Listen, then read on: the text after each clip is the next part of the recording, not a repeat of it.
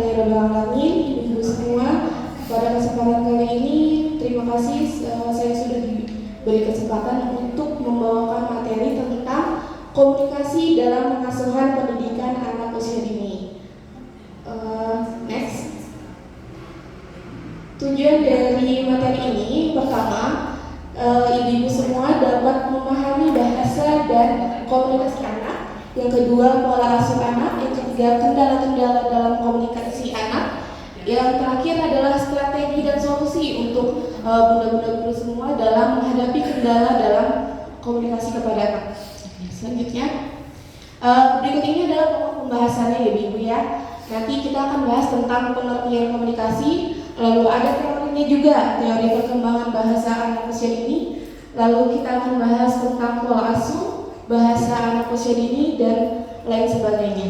Selanjutnya, nah di sini ibu, mengapa sih kita perlu mempelajari komunikasi dalam pengasuhan? Karena bisa dilihat yang poin pertama, rumah atau di dalam rumah itu adalah orang tua dan pengasuh anak, di mana orang tua ini yang lebih banyak memiliki waktu kepada anak, bisa sampai 19 sampai 22 jam per harinya. Sedangkan di guru atau di PAUD tersebut kita hanya 2-5 jam saja, hanya sedikit. Maka oleh karena itu pentingnya kita mempelajari komunikasi dalam pengasuhan anak usia dini. Selanjutnya, nah di sini apa saja permasalahan komunikasi yang muncul dalam pengasuhan anak usia dini nanti kita akan bahas. Yang pertama, kita akan bahas dulu apa itu komunikasi. Komunikasi adalah suatu proses pembentukan, penyampaian, penerimaan, dan pengolahan pesan yang terjadi di dalam diri seseorang dan atau di antara dua atau lebih dengan tujuan tertentu. Jadi komunikasi itu adalah ketika seorang guru mengajak berbicara kepada anaknya, lalu anak itu mendapat menerima pesan atau mendapatkan pesan dari guru tersebut. Nah di sini ibu-ibu bisa lihat komunikasi optimal dengan anak usia dini. Ini menurut para ahli yaitu Brown dan Joyce. Nah, di sini kemampuan berbahasa orang tua ini sangat berpengaruh karena kemampuan berbahasa orang tua ini ditransfer dengan tujuan dengan komunikasi efektif, di mana hal tersebut dapat tercapainya tumbuh kembang anak yang sesuai dengan harapan. Selanjutnya kita masuk ke teori perkembangan bahasa anak usia dini. Perkembangan bahasa anak ini berkaitan dengan proses alami atau yang biasa dikenal dengan pemerolehan bahasa. Anak mendengar dalam situasi apapun akan memberi pengaruh yang berarti pada perkembangan bahasanya. Misalkan anak sering mendengar kata-kata yang baik dari orang tuanya seperti kata ucapan tolong, terima kasih dan sebagainya, maka secara alamiah anak mempunyai kosakata tersebut, anak mendapatkan kosakata tersebut. Next.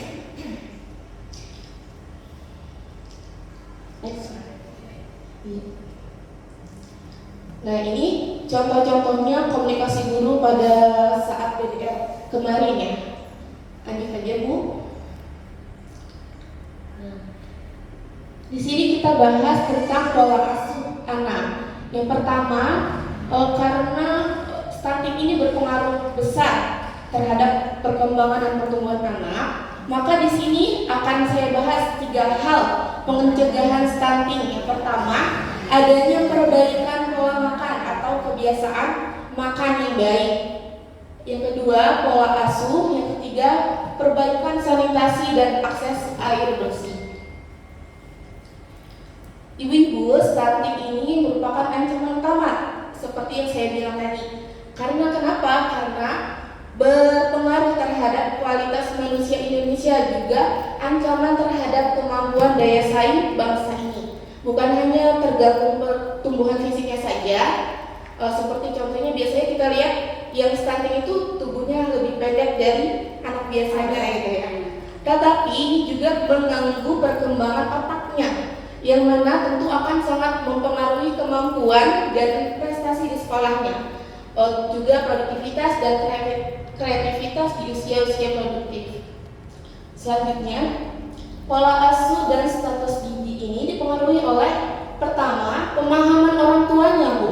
Yaitu yang pertama adalah seorang ibu tentunya dalam mengatur kesehatan dan gizi di keluarganya. Yang kedua, adanya edukasi yang diperlukan. Untuk apa? Untuk mengubah perilaku yang bisa mengarahkan pada peningkatan kesehatan gizi atau ibu dan anak tersebut. Di sini ibu masih banyak ya orang tua yang penting tuh anaknya kenyang aja gitu, tanpa memperhatikan anak ini harus mendapatkan karbohidratnya, proteinnya, mineral dan vitamin harus seimbang.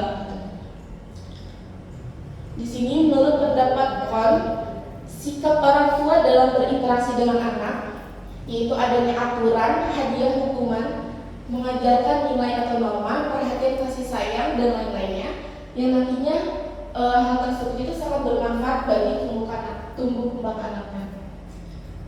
Di sini selanjutnya adalah tentang 3 jenis pola asuhnya. Yang pertama, otoriter. Otoriter itu apa? Yaitu memaksa anak untuk mengikuti apa yang orang tua mau. Nah, di sini apa dampaknya bagi anak? Anak ini dapat mempunyai percaya diri yang rendah. Yang kedua, apabila orang tua ini melakukan pola asuhnya permisif, yaitu orang tua tidak menetapkan batas-batas tingkah laku atau membiarkan anak semaunya saja, mengiyakan apapun yang ingin dilakukan anak. Nah, di sini juga berdampak anak ini dapat bersikap egois dan kurangnya empati. Yang ketiga, ini yang paling bagus nih Ibu, demokratis, di mana anak ini orang tua ini menghargai keputusan anak, kepentingan anak itu dihargai, tetapi tidak dibiarkan begitu saja. Dia menekankan pada kemampuan untuk tetap mengikuti aturan sosial. Dampak bagi anak ini, anak dapat berpikir kritis, juga bisa mengambil keputusan dengan baik.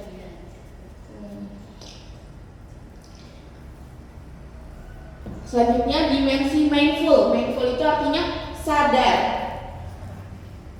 parenting. Jadi kita adalah mengasuh berkesadaran. Di sini ada 5 dimensi. Yang pertama, mendengarkan dengan penuh perhatian dan berbicara dengan penuh empati.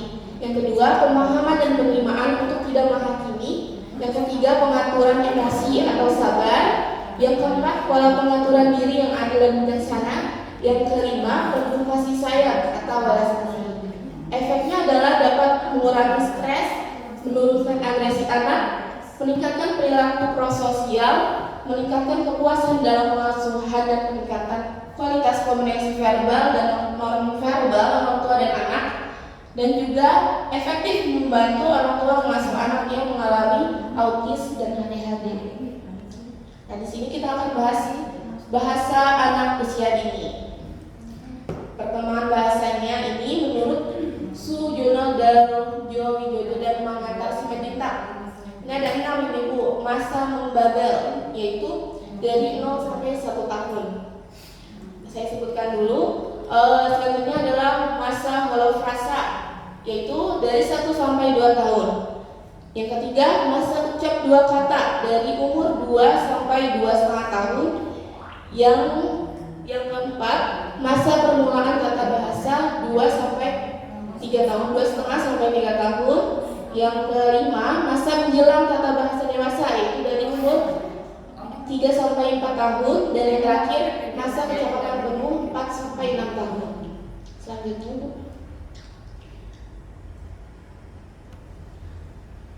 Nah, di sini komunikasi antara guru dan anak. Guru, pertama, hal yang kita lakukan adalah tidak bicara tergesa-gesa pada anak.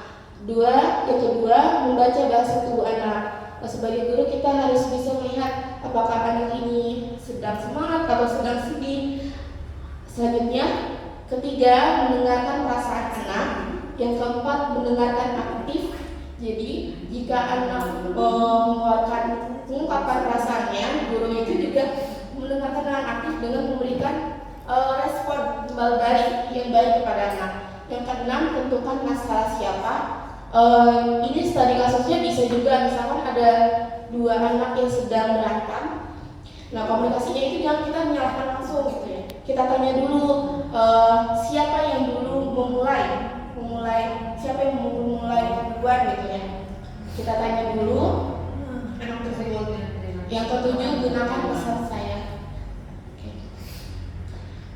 Di sini kita akan membahas fakta juga yang memperlihatkan kasus stunting 90% disebabkan perilaku yang salah, bukan semata-mata karena orang tua itu tidak mampu, karena program itu juga penting untuk menjalankan program edukasi kepada masyarakat untuk memenuhi target stunting di bawah 20% tahun 2024 yang akan datang. Nah, di sini ada 12 gaya populer kesalahan. Nah, kesalahan dalam komunikasi yang pertama, memerintah, itu tidak boleh. Yang kedua, menyalahkan. Yang ketiga, meremehkan anak. Yang keempat, membandingkan. Yang kelima, mencap atau melabeli. Itu mah udah itu bandel, itu nggak bisa diam. Kita tidak boleh seperti itu ya ibu ya. Yang keenam, mengancam.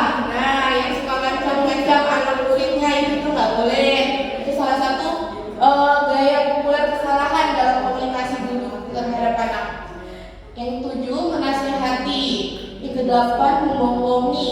Ayo, siapa yang janjiin beli coklat besok tapi nggak dibeliin gitu.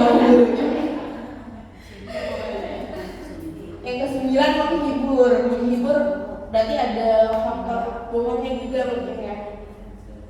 Nggak apa-apa, nanti ntar ibu ini padahal enggak gitu contohnya. Yang 10, mengkritik anak. Yang 11, menyindir anak. Misalkan tadi ibu lihat nih ada anak pakai peci warna merah, misalkan itu Hamizan, kita lihatnya buat menyindir Hamizan gitu. Anak ini namanya Hamizan. Nah, anak itu merasa, jadi gimana ya? Jadi respon anak ke guru itu jadi malah tidak baik gitu. Yang ke-12, menganalisa. Next. Nah, di sini tentunya segala sesuatu itu ada kendala-kendala. Contohnya dalam komunikasi ini adalah yang pertama, kesehatan anaknya. Yang kedua, kecerdasan anak. Ketiga, keadaan sosial ekonomi orang tuanya. Yang keempat, jenis kelaminnya, perempuan dan laki-laki berbeda ya. Yang kelima, keinginan berkomunikasi. Banyak anak TK yang keinginan berkomunikasinya itu rendah, yang dia maunya diem aja. Nanti di rumah baru cerita sama bundanya gini gitu. Yang keenam, itu dorongan. Yang ketujuh, jumlah dalam keluarga. Misalkan ada anak yang 7 bersaudara gitu ya, dia yang paling terakhir gitu. Itu juga berpengaruh. 8, urutan kelahiran. 9, metode pelatihan anak. 10, kelahiran kembar. 11, hubungan dengan teman sebayanya. Nah, di sini kita bahas komunikasi yang efektif itu gimana cara pendidik atau orang tua memberikan arahan kepada anak, memberikan arahan kepada anak, dan anak menyampaikan gagasan kepada orang tua dalam suasana yang nyaman. Kita harus posisikan anak dahulu, berikan suasana yang nyaman dan saling memahami sehingga terjalin hubungan yang baik antara pemberi pesan dan penerima pesan. Di sini komunikasi berlangsung efektif ketika pendidik atau guru PAUD ini memberikan arahan kepada anak yang seperti yang tadi ya, anak menyampaikan gagasannya. Nah, dalam suasana yang nyaman. Nah, di sini cirinya apa sih Bu? Ciri komunikasi efektif yang pertama, bertanya. Nah, kecenderungan untuk bertanya, meyakinkan atau menerangkan, bukan memberitahu, meminta atau mengancam. Jadi di sini apabila kita guru memberikan kesempatan anak untuk menjawab pertanyaan guru, itu juga berpengaruh dalam anak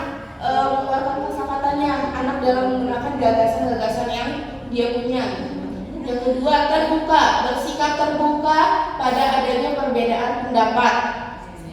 Jangan memihak mentang-mentang anak ini cantik misalkan, jadinya udah deh dikaitin dulu yang jelek didiemin gitu. Astagfirullah. Oh iya benar, suka ngasih hadiah, yang satu enggak, yang satu iya gitu. Iya, dedikasi. Kita harus terbuka, kita harus menerima adanya perbedaan. Yang ketiga, informasi, yaitu mempunyai kemampuan untuk memberikan informasi dan memberikan saran. Jadi komunikasi itu tentunya harus ada tujuan, ada isinya. Isinya itu apa? Berupa informasi, pesan yang dapat diterima oleh anak tersebut. Dan juga di sini komunikasi efektif itu penggunaan istilah yang tepat. Kita harus pintar-pintar memilih istilah yang tepat, yang mudah dipahami anak usia dini. Selanjutnya sinambung, runtuh dan fokus sesuai tema pembelajaran. Pembicaraan kita, komunikasi kita terhadap anak, kalau bisa harus bisa dikaitkan dengan tema pembelajaran, jangan di luar pembelajaran. Harus ada sambung-nyambungnya. Selanjutnya, langkah praktis membangun komunikasi dengan orang tua. Yang pertama, informasi tentang jadwal kegiatan. Guru memberikan informasi tentang jadwal kegiatan. Yang kedua, kunjungan ke rumah, biasanya mau visit ya. Yang ketiga, menyesuaikan kebiasaan keluarga. Tentunya kita ada observasi sebelum masuk sekolah. Tadi bisa dilihat di situ. Yang keempat, melibatkan orang tua dalam kegiatan parenting. Sekolah wajib mengadakan parenting, lalu mengundang orang tua untuk hadir ya. Yang selanjutnya, aktivitas kegiatan sekolah melibatkan orang tua dan anak.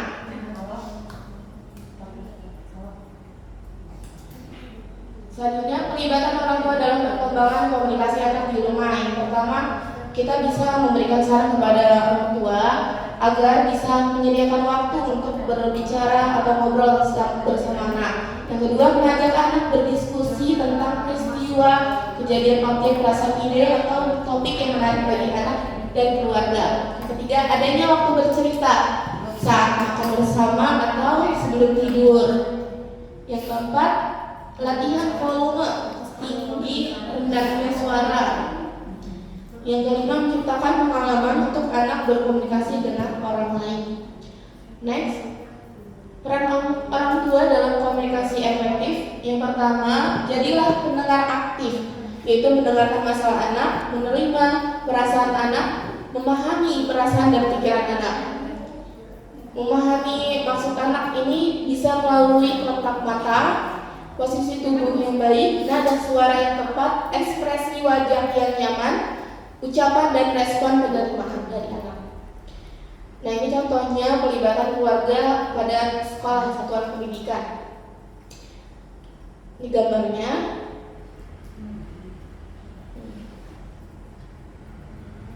Ini ya, next.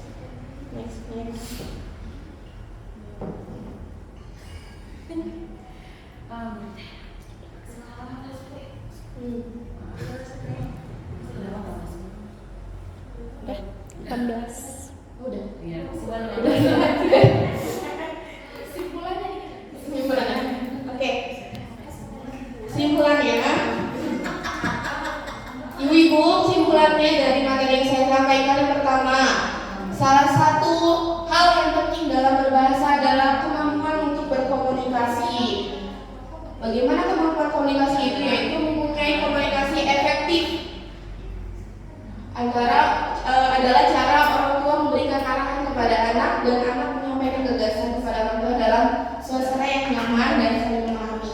Yang terakhir, tahapan perkembangan bahasa anak merupakan tahapan perkembangan anak yang harus dipahami oleh guru RA. Mungkin sekian dari saya. Kurang lebihnya mohon maaf. Wassalamualaikum warahmatullahi wabarakatuh.